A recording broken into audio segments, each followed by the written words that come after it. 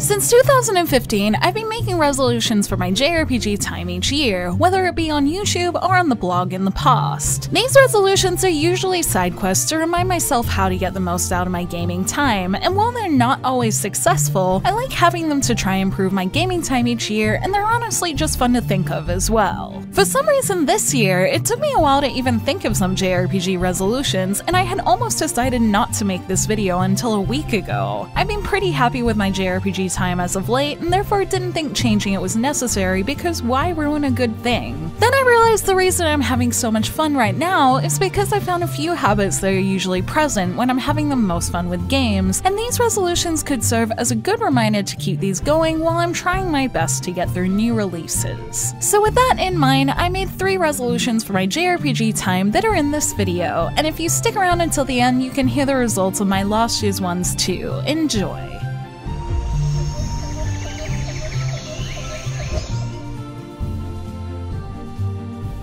Recently, the games I've been having the most fun with are the ones I've been happy to play more of once I've finished them. Take my December JRPGs for example. I've been playing more Atelier Rorona in my free time to try and get more of its endings, and have discovered mechanics I didn't even find in my first playthrough that have kept me engaged with its world as I keep coming back. I've also kept Persona 4 Dancing All Night on my PS4's hard drive to try and platinum it, and have so far enjoyed seeing the post-story in my free time since I loved Persona 4 Golden. And these are things I wouldn't have seen or discovered if I just put them down once I was done with them. So considering my fun with those 2 games and the fact that I'm still bummed I haven't played the post-game of Dragon Quest XI yet, I would like to encourage myself to keep playing JRPGs I like after I've finished them this year to try and find the extra little things and content that make these games even better. It's easy to just go from game to game, especially when trying to keep up with new releases, but I want to try to get the most out of the mini games in my collection too, so hopefully this goal encourages me to do so and makes me like my favorite JRPGs of this year even more.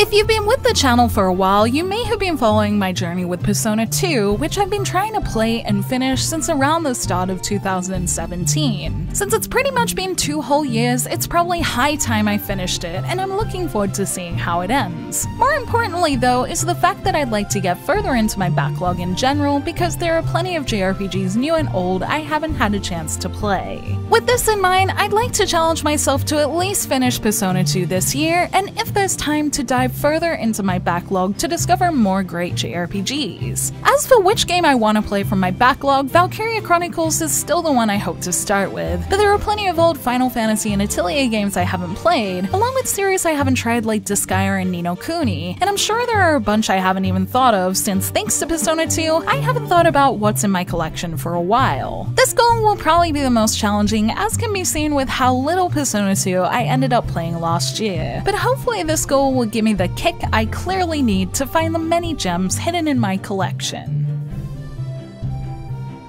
Some of the most fun I had with video games last year was platinuming Persona 3 and 5 on my birthday, so I'd like to platinum or at least satisfy my inner completionist with at least one JRPG in 2019. This kinda goes hand in hand with my first goal of wanting to keep playing games after I complete them, and what better way to get the most out of the games I have than to jump into the completionist rabbit hole and try all the challenges at least one of them has to offer. As for the games I'll actually do this with, I'm not totally set on one yet. I've just bought Atelier Rorona DX in Japanese for language study and to rectify the bad ending I got in my first playthrough, so that could be a candidate since Atelier games have many things to satisfy those going back in for more. However, I still really want to platinum Persona 5 and also play more with Dragon Quest XI and Torn of the Golden Country or Xenoblade Chronicles 2, so this goal could still be a good excuse to do either. We'll see if I go with an easy platinum if I run out of time or find enough time to do this one properly, but either way, I'm looking forward to making the most of the games I already have through these goals in 2019.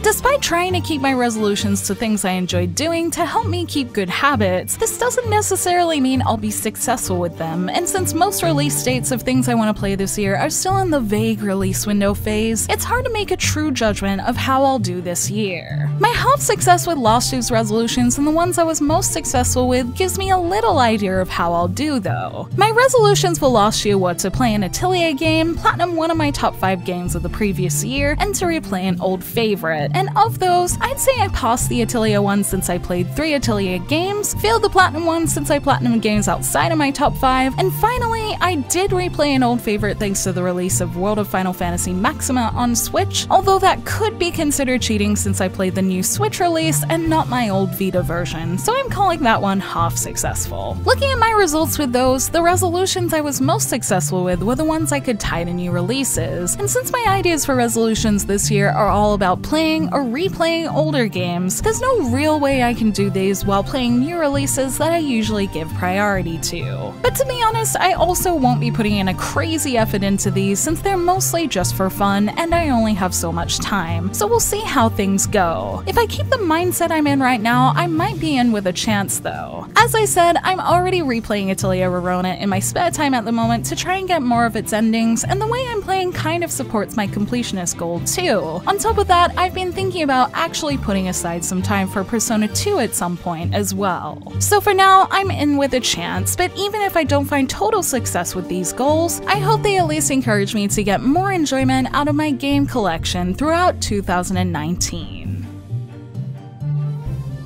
Thanks for watching this video. Let me know in the comments below what you think of my JRPG resolutions for this year, and if you have any of your own resolutions for video games this year, I'd love to hear them. You can like and share this video if you enjoyed it, subscribe to my channel for more JRPG content like this, and ring that bell to get notifications on whenever I post so you don't miss a thing. You can check out more videos here, or you can check out the blog at jrpgjungle.com, and you can find me on social media on Twitter, Facebook, and Instagram, all at jrpgjungle. Links to those will be in the description below, along with links to all the games I mentioned in this video. Until next time, thank you, bye!